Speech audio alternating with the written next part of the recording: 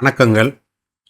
இன்று என் புத்தக அலமாரியில் வாழ்க்கைக்கான 11 விதிகள், லெவலப் ரகசியங்கள், சேத்தன் பகத் அவர்கள் எழுதிய புத்தகத்தை ஜெயச்சந்திரன் மாசிலாமணி அவர்கள் மொழிபெயர்த்ததை எடுத்து வாசித்தேன்.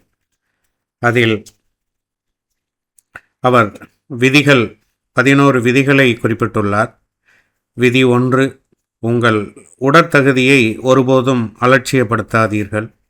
விதி 2, உணர்ச்சிகளை கட்டுப்படுத்துவதில் நிபுணத்துவம் பெறுங்கள். விதி 3, உங்களுக்கு முன்னுரிமை வழங்குங்கள். விதி 4, எளிமையான ஆங்கிலத்தை கற்றுத் தேருங்கள். விதி 5, மலிவான டோபமைன் வேண்டாம். விதி 6, கடினமானவற்றை துரத்திச் செல்லுங்கள். விதி 7, யானையை உண்ணுங்கள். விதி 8, கரப்பான் பூச்சியாக இருங்கள். விதி 9, மக்களுடன் தொடர்பு ஏற்படுத்தி கொள்ள கற்றுக்கொள்ளுங்கள். விதி 10, இது என்னுடைய தவறு. விதி 11, ஈட்டு, சேமி, முதலீடு செய். மற்றும் முடிவுரை 5 ஆண்டுகளுக்கு பிறகு போன்றவைகளை ஆசிரியர் குறிப்பிட்டுள்ளார். இது பரிச்சார்த்தமாக நான் இந்த புத்தகத்தை ஒவ்வொரு அத்தியாயமாக உங்களுடன் கலந்தாலோசிக்க எண்ணினேன்.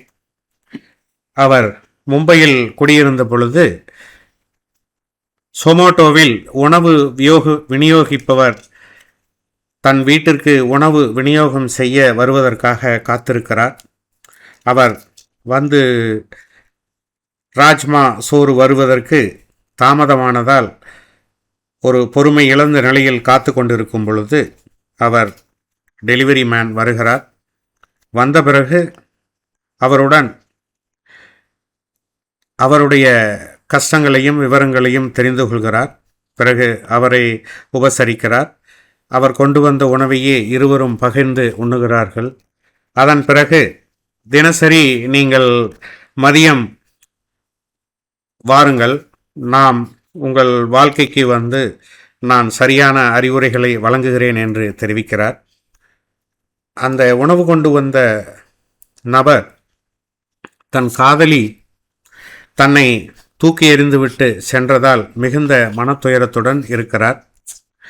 இவைகளையெல்லாம் எப்படி அவர் என்னென்ன அறிவுரைகளை கூறி எவ்வாறு தவிர்க்க வைத்தார், எப்படி அந்த வாழ்க்கை நிலையே மாறியது என்பது குறித்து ஒரு 12 பகுதிகளாக நான் உங்களுக்கு ஆடியோ வழங்க இருக்கிறேன். நன்றி, வணக்கம். இந்த புத்தகம் மை மிரர் பப்ளிஷிங் ஹவுஸில் வெளியிடப்பட்டது. இது அமேசானிலும் கிடைக்கிறது.